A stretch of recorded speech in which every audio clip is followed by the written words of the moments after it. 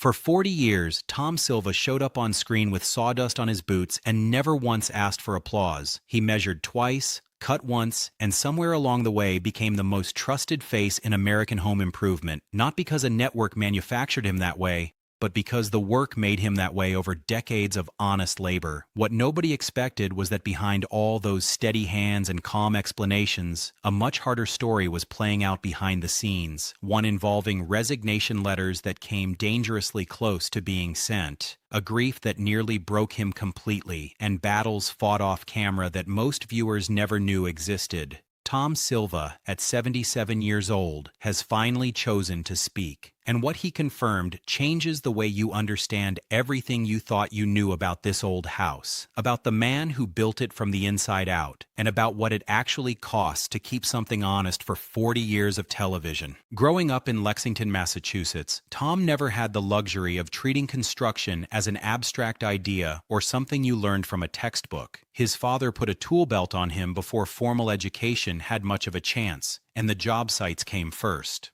What that early exposure gave him wasn't just technical skill in carpentry, it was a way of seeing that most people never develop. Every beam told him something, every joint had a reason behind it. The colonial architecture surrounding Lexington added another layer of education that no classroom could have replicated, because those historic structures, built to outlast generations, were Tom's real curriculum, and he studied them the way other kids studied something they loved. Carpentry wasn't a career choice for the Silva family. It was an inheritance handed down through action rather than words, through showing up to job sites and watching how experienced tradesmen solve problems that had no easy answer.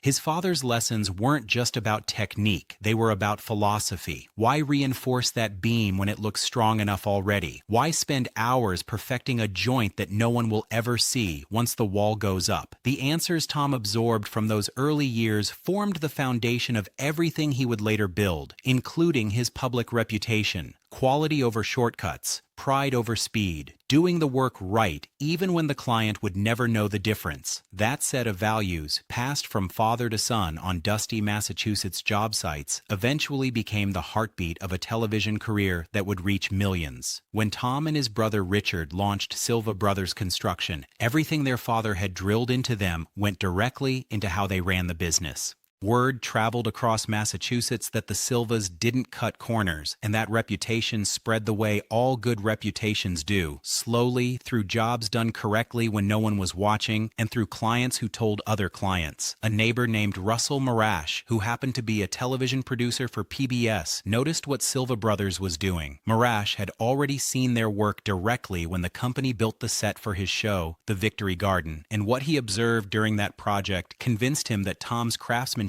belonged on a wider stage than job sites in New England. Tom's response when Marash first raised the idea of television was immediate and completely flat. He was too busy. Running a full-time construction operation left no realistic room for cameras or filming schedules, and the idea held no appeal for him whatsoever. But Marash didn't accept that answer and move on. He showed up at one of Tom's active job sites with a camera crew, clipped a microphone onto him without ceremony, and started rolling. No rehearsal, no preparation, no warning of any kind. Tom had been setting up a room for Norm Abram to shoot a kitchen segment, and suddenly he was on television, talking about what he knew to whoever happened to be watching. By 1986, that unexpected introduction had grown into a full role as the show's general contractor, and 2 years after that, Silva Brothers Construction became the official contracting firm for this old house. The renovation projects that followed were not routine by any definition. An 1887 Nantucket house that began as a standard restoration eventually required something close to a complete rebuild, the kind of scope creep that tests every assumption a contractor walks in with. A 1906 arts and crafts church got converted into a private residence, which carried complications that standard home renovation simply doesn't prepare you for. Then came a 1721 farmhouse that had tilted 8 full inches backward because of a rotted sill, a structural failure that most contractors in the country would have walked away from after one look. The Manchester by the Sea project was scheduled to run 18 months, and the team finished it in 10, which says something about Tom's capacity to adapt craft under pressure without sacrificing the outcome. Each of those jobs required not just technical skill, but the kind of field judgment that comes only from years of real construction work, and none of it was replicable in a training program or a classroom setting. What kept viewers returning, though, wasn't only the scale of the work being done. Tom had a way of reducing difficult construction concepts until they made complete sense to someone who had never held a nail gun in their life. He once said that if construction hadn't claimed him, teaching would have, and through this old house, he managed both simultaneously for decades. Millions of people across the country learned to think differently about their homes, about what was possible and what was worth doing carefully, because of the way he walked through a problem on camera. That educational quality became the show's spine, the reason people trusted what they were watching rather than just being entertained by it. And that's when the pressure behind the scenes started accumulating. In the late 1980s and into the early 90s, Tom found himself in repeated, serious conflict with producers over something he treated as non-negotiable: the honesty of what was being shown to the viewing public. Production timelines were getting compressed to accommodate filming schedules, and from his position, showing construction shortcuts to a national home improvement audience was a form of deception he wasn't willing to participate in. He wasn't arguing over camera angles or segment order. He was arguing over whether the show had the right to pretend that the difficult, time-consuming parts of a job could be skipped or glossed over for the sake of runtime. For someone who had spent his entire professional life doing things the correct way, that wasn't a creative disagreement. It was a question of personal integrity. The standoff reached a point where Tom gave producers a direct choice: grant him meaningful control over how the construction process was represented on screen, or accept his departure.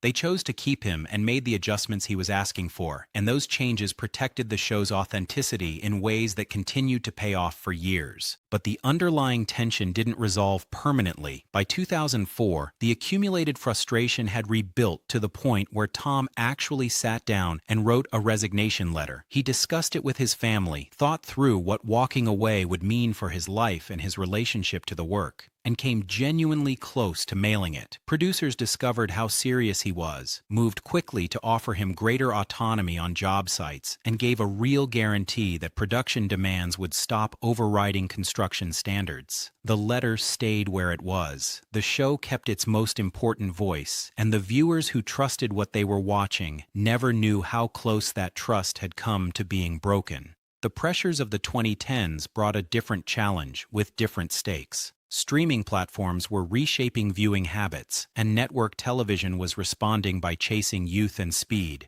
Producers began suggesting that reducing Tom's screen time might help the show connect with a newer audience. His response was the same one he had given 15 years earlier, delivered just as directly. He pushed back. The people watching this old house were not watching it for quick edits and youthful energy. They were watching it because it told the truth about renovation and construction, and he understood that audience better than anyone sitting in a production meeting. Longtime viewers made themselves heard, and younger staff members who had worked alongside Tom added their voices too. The message that came back was difficult to argue against. Tom Silva wasn't a segment of this old house. He was its credibility, and credibility is not a thing you can replace by hiring someone younger. In 2018, a loss landed on the production in a way that no disagreement over filming schedules ever had. Austin Wilson, a young crew member whom Tom had personally mentored through his time on the show, died suddenly during a filming season. People who worked closely with Tom described a visible change in him that was hard to watch. He pulled back from team conversations, grew quiet in set meetings, and began asking himself whether it was time to step away from all of it. For a man who had spent decades fixing what was broken, grief was the one problem that didn't respond to any tool he owned. Crew members who had worked beside him for years said it was the first time they had genuinely seen him consider leaving, not out of frustration with the work or the people around it, but out of something heavier than that. What helped him find his footing again was something he didn't expect. Austin's family, rather than pulling away from the man who had mentored their son, moved toward him.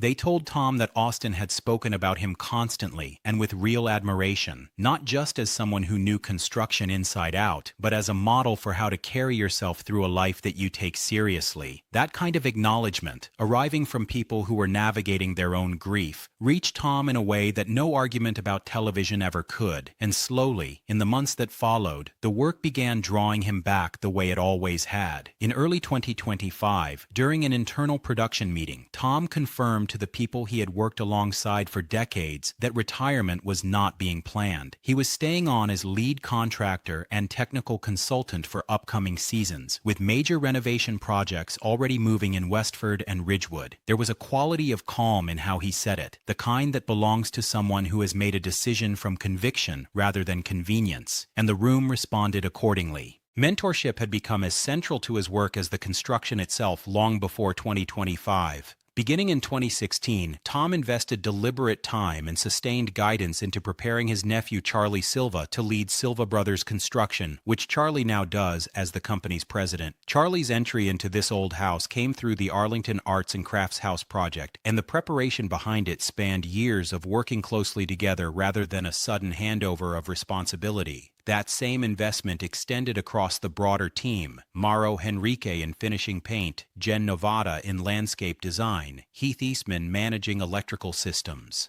Tom treated skilled trades collaboration as a discipline in itself, understanding that no significant renovation gets done by one person, regardless of how experienced that person happens to be. That commitment to passing knowledge forward drove his involvement with Generation Next, a vocational education initiative launched in 2016 specifically to address the skilled labor shortage that was already straining the construction industry. Tom put the numbers plainly and often. More than 5 million jobs in the skilled trades sat unfilled across the country simply because there weren't enough trained workers to fill them. His role in the program carried real weight. He served on technical advisory boards, appeared at industry panels, and worked alongside Mike Rowe to build awareness and generate funding for training programs. A $25,000 donation from Irwin to the Home Builders Institute came directly from that advocacy work. For Tom, the whole thing started with something as simple as putting a tool in a young person's hands and watching what happened next, and he said that clearly every time the subject came up. At 77, Tom Silva is still showing up. The homes he has restored across 4 decades of television stand as a public record of what careful, uncompromised construction looks like when someone refuses to let it be anything less. The tradespeople he has mentored carry forward a standard they learned by working next to him, and the 5 million unfilled skilled trade jobs he has spent years talking about represent not just an economic reality, but the best argument for everything he has stood for since his father handed him that first tool belt in Lexington and brought a young kid to a job site without explaining why. The work isn't finished. He confirmed that clearly in early 2025, and the people who have watched him for 40 years had every reason to take him at his word.